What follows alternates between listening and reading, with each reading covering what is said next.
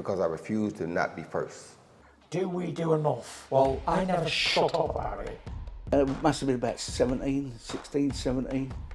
We nicked their guilt rings. Right, the bouncers' guilt rings. This is no good for me. That's the reality. If you want the honest truth, and I see it every day.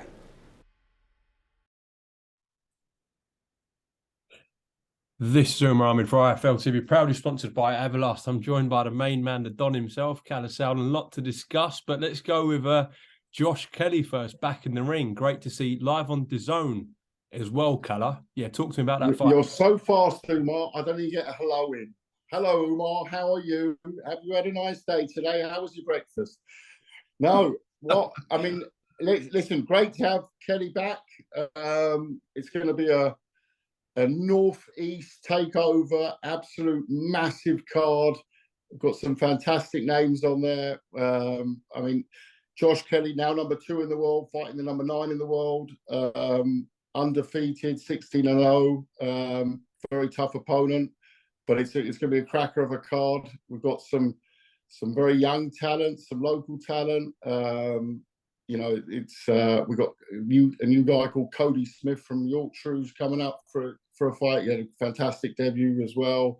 We've got a Ben Marksby, local guy, and you know, it's a lot of announcements to make around the card, and it's great to have a big show in the Northeast always, and very special. It's on DAZN in the UK and globally. So looking very, very forward to that. Right, we'll come on to that broadcast situation. I didn't have to ask you what you had for breakfast. I think people know what you have for breakfast, Kalle. I have 120 grams of oats, 48 grams of protein, and some coconut water and 2 handfuls of berries.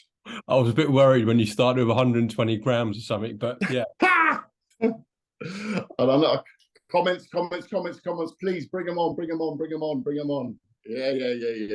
120 grams for breakfast, that is a bit much.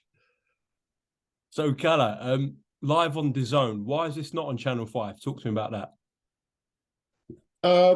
No, look, I mean, our Channel 5 deal is obviously very, very, very key to us and the whole DNA of Wasserman boxing. You know, it's so fantastic having that great responsibility of putting out free-to-air boxing in the UK. It's something very special. We've seen the numbers on it, and you know, there's going to be nothing's changed there. You know, we're very excited. Actually, we had a great meeting with Channel 5 yesterday. Got an absolute banger. Can't say too much. A banger for July 21st. But you know, we're obviously a growing stable, and you know, sometimes we have to look at other partners to increase the amount of shows, and we work very well together with DAZN, obviously on Misfits. I've worked with them also, the World Boxing Super Series. We do a lot of stuff with, you know, Matchroom together with DAZN. So it was a logical discussion. Josh Kelly, for me, a big face of the future of boxing in the UK, especially when you look at some of the fights people talk about.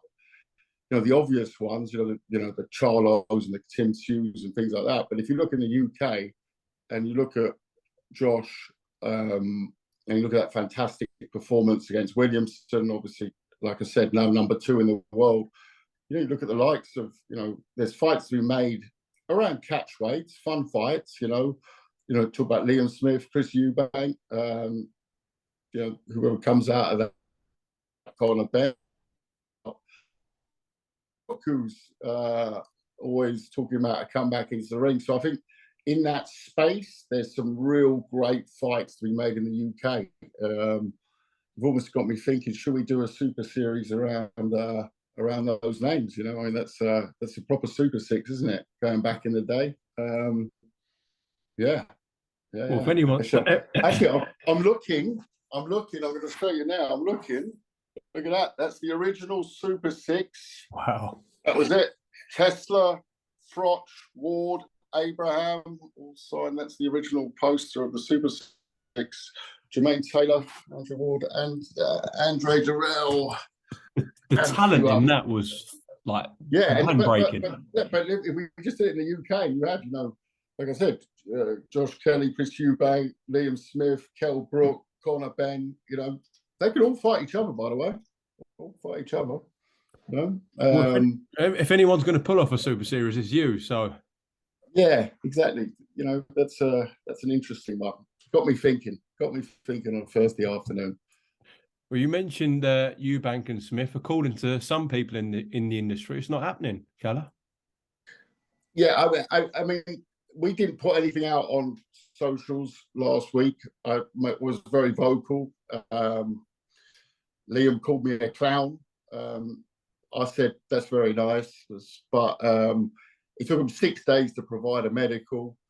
The medical was received after 6 days, and it's been announced for July the 1st, and we've given the green light. Junior's good with it, and obviously they've announced it already. So July the 1st it is, Manchester and Sky Sports box office.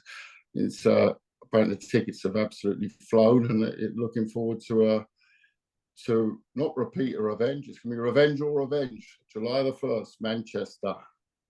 Yeah, no, you did tell me that last week in an interview about, you're waiting for the medicals, etc. From Wasserman's side, it wasn't completely done then. I saw Eddie Hearn yesterday in an interview in Dublin. He said that the fight's not happening, even the rescheduled one.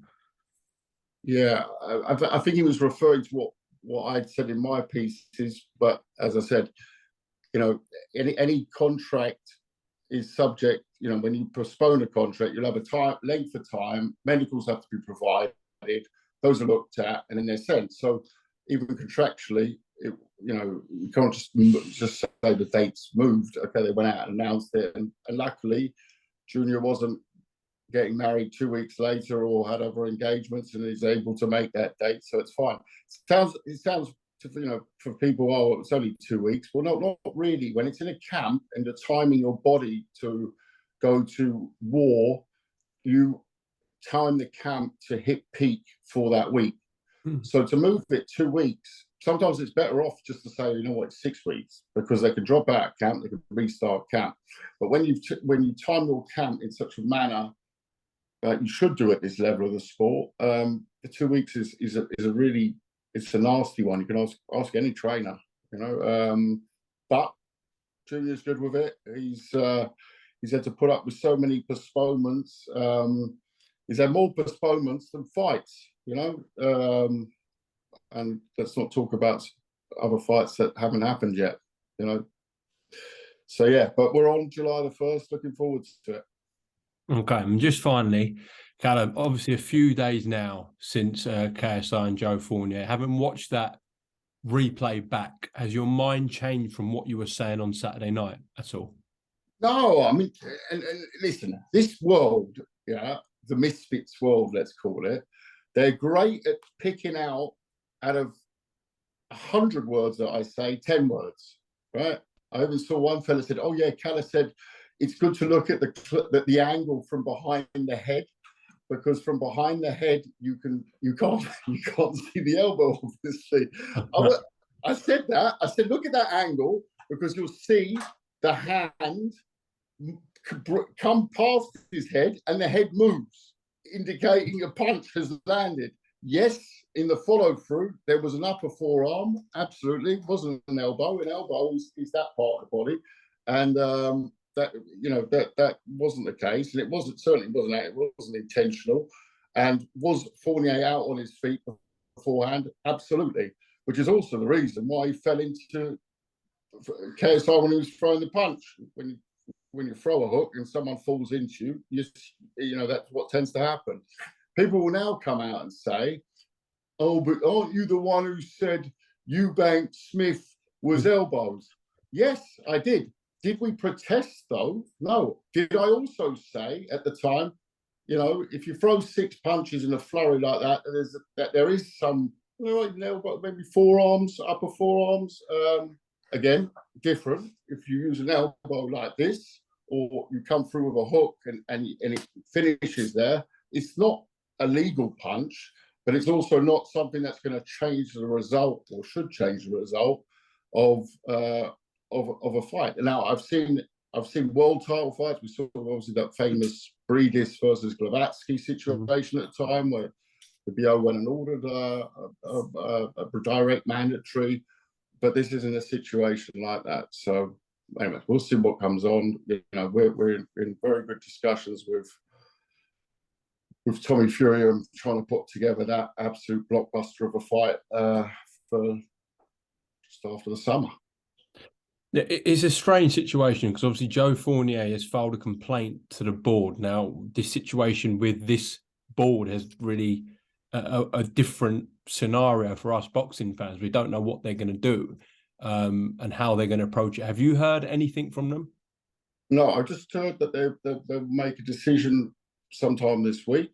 I just, you know, for me, before one starts to talk about was it this, was it that, was it, you know, whatever it was, it's a 6-rounder. I'm not aware that video assisted refereeing is used by any commissions in the world, apart from, I know there's a WBC system, which is in place at certain fights, not all fights, at certain fights. But, you know, the reaction of the venue was legal punch. The reaction of KSI, legal punch. The reaction of Joe Fournier, by the way, legal punch. The reaction of the referee and the 3 judges, no one, it wasn't, you know, it wasn't a situation where you would straight away say, oh, you know, that's the case. Now, do you open a can of worms here and say, right, should we have video assisted refereeing at every fight? Okay. But right now that's not in place. So I don't see how legally there is a case for a result being changed or whatever. So I don't really think it matters what governing body it is around the world. It's a case of, have you actually got the power to go and look at video assisted refereeing, and are we going to go into this? You know, we're going to open that in boxing generally. Yeah, it's a different discussion.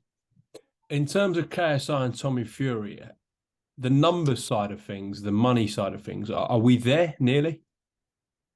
I think we're close. You know, I think we work a way to get the fight done. You know, that's something that we've got on our side quite a few partners. To be fair, John's been very, very straight, very forward. As John is. He's not different when the cameras are off. And I like that approach because, you know, it normally ends up in a deal, you know. So he seems very, very, you know, honourable guy. He's the sort of guy you shake hands with, and, you know, I feel we have a deal. And I think we're getting closer to that. We haven't actually been in touch this week yet, but we will be. We also need to look at our end of things and also work out the exact date and where that can take place. But it is, it's funny how this world evolves. But when you talk about big British fights this year, that could be the absolute biggest one. Is that Wembley? Is that a Wembley Stadium fight? In terms of numbers, I think we would probably look to do it in an arena. Right. I think it definitely is a Wembley Stadium fight, but it's in terms of time, and we want to do this relatively quickly to turn it round into something like that. With something else that we're bringing into the show, which I can't say too much about, but, you know, Misfits were up for a good surprise. You probably have to do it in an arena, but I'm not going to say too much on what we're planning on doing. But watch this space. Right. Okay. Maybe there's a third opponent. Maybe there's 3 guys fighting at once. You know. Maybe it's you getting in the ring. No, definitely not. That's not the surprise anymore. No. Right, Kalle Sauerland. It would be a fucking shitty surprise as well. Excuse the language. Anything you want to get off your chest before we go? Just the T-shirt, but I think I'll keep it on for the moment. Umar, good talking to you, mate. Likewise, Kalle. Go on, mate. I'll speak to you soon. Take care. Oh, by the way, who you got this weekend? Taylor or Cameron? I'm looking forward to that. That's a good Yeah, fight. but a good fight in Dublin, and also obviously good fight in Vegas with Haney and Lomachenko. Both good I was fights. very tempted. I love a pint of Guinness, so I'm half tempted. I don't go to many fights that we don't promote, but that's one that really is captured me, I've got to say. It's looking like they're going to have a great show there. Definitely. Well done for Irish boxing. Yeah, definitely. All right, Kalle, speak to you soon, Cool. mate. Take care. All the best, mate.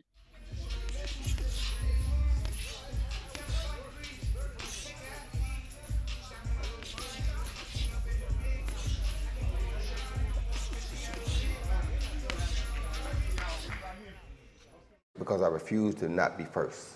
Do we do enough? Well, I never shut up about it. It must have been about 16, 17. We nicked their guilt rings.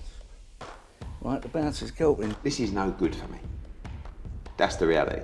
If you want the honest truth, and I see it every day,